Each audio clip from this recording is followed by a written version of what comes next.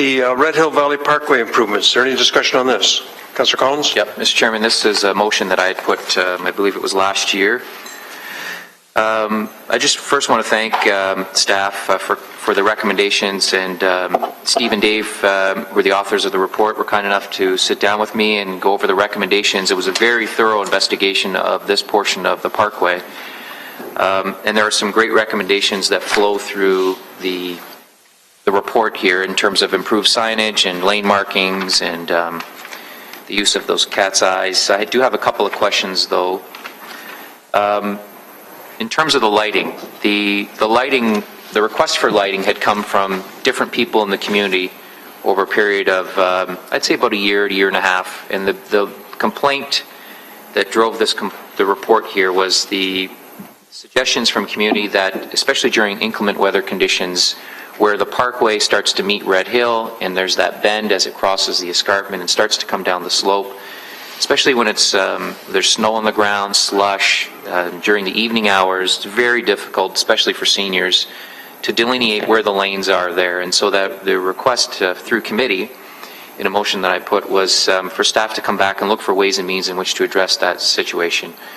And so we have some recommendations here. And part of it, though, says that we didn't implement lighting at this location through the Parkway design process to ensure that we didn't have light pollution to the adjacent residential homes that are in that area. And I'm assuming as well for the, it's in the middle of that natural environment there. So I'm comfortable in terms of moving ahead what's here today, but I don't want to abandon the concept of a light or two in strategic locations if it's required in the future. So I want to be clear. The question I would have in endorsing today's report, although it comes off the outstanding business list, we're not abandoning forever the concept of maybe adding a light or two in the future. Is that a safe assumption to make? Certainly would need to come through this committee and council on. Mr. Chair, I think that's correct, Councillor. I think at this point what we're recommending is that we would try some of the things that we've listed in terms of the information report and see how the public responses to that. And I think after about a year of monitoring that, if that still proves to be an issue, that's certainly something that we could discuss further. That's great. So we could bring it back then at a later date. Will you formally be presenting either to the area councillors? I know there are 3 or 4 of us that share this area. Or are you coming formally back through the committee with an information report, Jeff, through you, Mr. Chairman? Through you, Mr. Chair, really whatever your preference is. Okay. All right. Again, I thank staff for coming up with this comprehensive list. And I know we always receive helpful suggestions from the community, and this is one of those that has certainly borne some fruitful information and some positive changes that will come as a result of it. I wonder through you, Mr. Chairman, whether there's an opportunity for us to undertake some kind of a safety audit of the remaining portion of the Parkway and or the link. Is that something that we could consider in future work plans as that might flow through the department without a motion through committee? I only say that because in the absence of asking for what was here, we probably wouldn't have identified some of the changes that you'll be implementing over the next 6 months to a year. Mr. Chair, I think that's something that we can go through and review as staff. You know, the report was really good in kind of outlining some of the areas that we can look for improvements. We're going to be doing a few things along the Red Hill Valley anyways in terms of EDR routes. And so I think as a normal course of business for us, we should really have a look at it and see if there's anything else that we can do to enhance it. That'd be great. And the open lines of communication that you've had on this one, for me, have been tremendous. And it'd be great, too, if we're going to study additional areas of the Link and or Red Hill, to include the other ward councillors as well, the mountain councillors and the East End, as well as Stony Creek councillors that share these areas in terms of representation. So thanks again for that. Councillor Jackson. Thanks, Mr. Chairman. I was in the meeting for a while with Councillor Collins and Stephen Cooper and Dave Ferguson. I want to thank Stephen and Dave for their leadership in the traffic department and their availability always. Could I just, for the official record, Jeff, just make sure under your subject report that Ward 6 is officially part of, you just got 5 and 9 there, but could I just please, and Andy, for the record, it should be 6 included. So a lot of the that darkened area, if you will, Mr. Chairman, anybody that's coming from west to east along the link and or coming off Dartnell Road northbound to get onto the top of Red Hill, once you come off Dartnell, as you're approaching the Mudstone Church exit ramp, there's a really dark area there that is difficult to negotiate as cars are merging and or merging back off onto Mud and Stone Church. So up in my area there, that's really an area of concern. I've heard from many a motorist about negotiating, especially in the evenings and in the wee hours of the morning. There's literally zero lighting along that stretch, and of course going down into Red Hill. Now maybe that was by design, kind of respectful of the environmental area of the valley where the road was built, but I don't want to lose sight of this as well. Like Councillor Collins and Councillor Clark, the three of us kind of border this area of concern, Mr. Chairman. So I appreciate staff's time. I'll leave it with the expertise of the in-house department to further keep this on the radar, and again, just officially, Andy, to include Ward 6 for any future correspondence. Thanks, Mr. Chairman. Thank you. Councillor Whitehead. Even though it might be located in those particular wards, I mean, the complaints are coming from the motorists, and the motorists impact pretty well citywide, and probably even as far as Ancaster. So from my perspective, I think we all should be copied, because we hear from our constituents who utilize the expressway on a very frequent basis.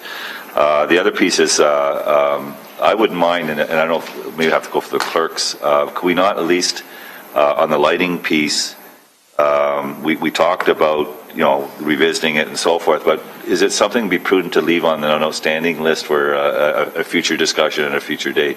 We can have that discussion when we come to item 11.1, which is the removal of it from the outstanding business list.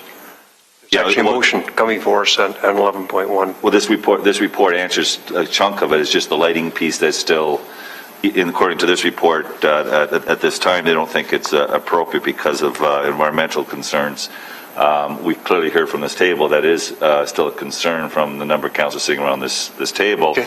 And we don't want to lose sight of it. And my concern is that by not leaving it on the outstanding list, Mr. Chair, just that component. I just suggest to you, Councillor, you're out of order with it now, because it's on the agenda for 11.1A2. Okay. So bring it up then if it's an issue for you.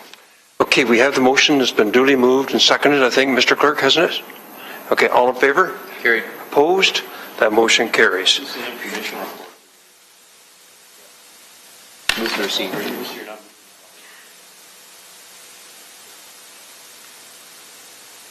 Okay, let's move on to item, there's no motions. We have two. Oh, you have a motion or notice of motion? Well, it's a... Deal with an issue from today? Come back to your notices then. Thank you. So we have no motions, and we have two notices of motions, which one from Ward 11 and one from Ward 13, which will come back, I guess, next meeting as a motion. Yeah, correct? And then unless someone wants to move to waive the rules, if not, we'll move on. I know, Councillor Duvall, you have a motion you want to waive the rules on? Yes, thanks, Mr. Chair. On 10.2, this is on behalf of Councillor Powers, where timing is very important, so I asked to waive the rules. Okay, so motion to waive the rules on 10.2. All in favor? Carried. That was seconded by Councillor Jackson, by the way. So there is 10.2 is before you then. Any discussion on it? Seeing none, all in favor? Carried. Okay. Councillor Collins, you have a notice of motion?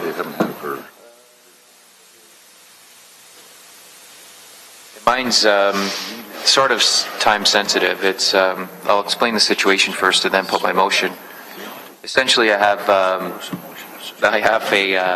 two community safety zones, the school safety zones that are being implemented in my ward. I have two schools that are surrounded by 3 residential streets. Staff are in the process, as per our delegated authority, to implement school safety zones on these 3 streets.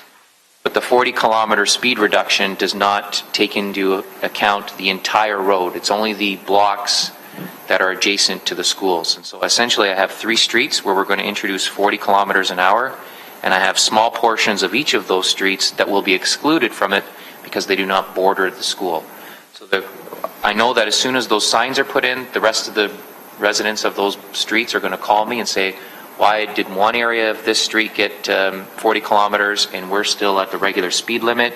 So to erase any confusion that might exist once those signs were posted, I was going to present a motion today that says that staff be directed to reduce the speed limits to 40 kilometers an hour on Dover Drive, Greenford Drive, and Cromwell Crescent in concert with the installation of school safety zones.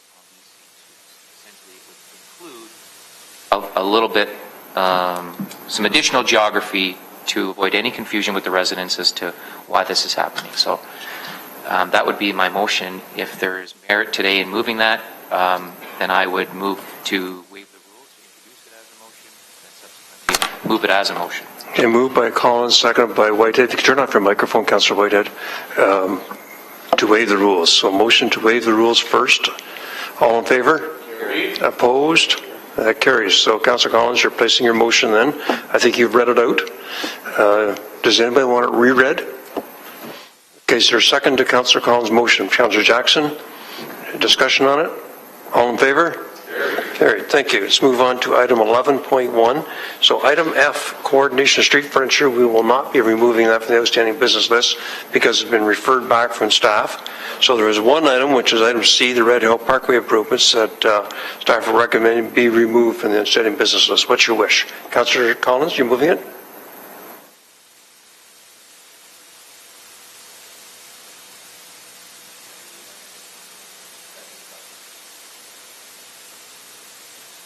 So what is the motion then to remove item C, Red Hill Parkway improvements from the outstanding business list? So Councillor Collins has moved that. Is there a seconder to that? Okay, so you do the correction. If you desire to remain on the OBL, just leave it on the. Should we narrow it down to the lighting part then? Okay, you can provide that direction, and that's fine. Okay, do you need a motion for that, Mr. Clerk, or can you take it as direction to revise it to the lighting? You could do a motion on that. Okay, so moved by Whitehead on the lighting, seconded by Jackson. As an amendment, all in favor? Carried. Now to the original motion, remove the original one. All in favor? Carried. Thank you. We have five items requiring revised due dates. Can I have a motion on all of them? Councillor Duvall. Chair, just on item V, you were asking for another 3-month extension from, it's already been 3 months. Is there a reason for that? One, This is the access to the private garage from Bowles Lane. Delegation came in here. that's Roman numeral 5 then. Right. And what's your question? Well, they're asking for another extension, to March the 17th, 2014. Just asking for the reason why. Okay, Jerry, go. Hi, through you, Mr. Chair. We've had some issues with the title search and the underlying records on this file. They're proving to be a lot more complex than we thought. We're back into the original title books, looking through that. The historic review of the site, including the access to the lane, and then when we built the access, there was a fair bit of road reconfiguration at the time, and we're just making sure the status of the road and the lane through that process that we don't lose it, and we're working with legal. Okay, thanks, Gordon. So it's just trying to get the title, getting back to the original information that I was trying to find out for 3 years now, and nobody seemed to get it from me. So, understandable, and thank you. I agree with it. So, Councillor Duvall, do you want to move them all in? All the extended times? Seconded by Councillor Whitehead. Discussion on it? All in favor? Carried. Is there any other items of general information? Seeing none, then I think we need a motion to adjourn. Moved by McCaddy, seconded by Pasuda. All in favor? Carried. So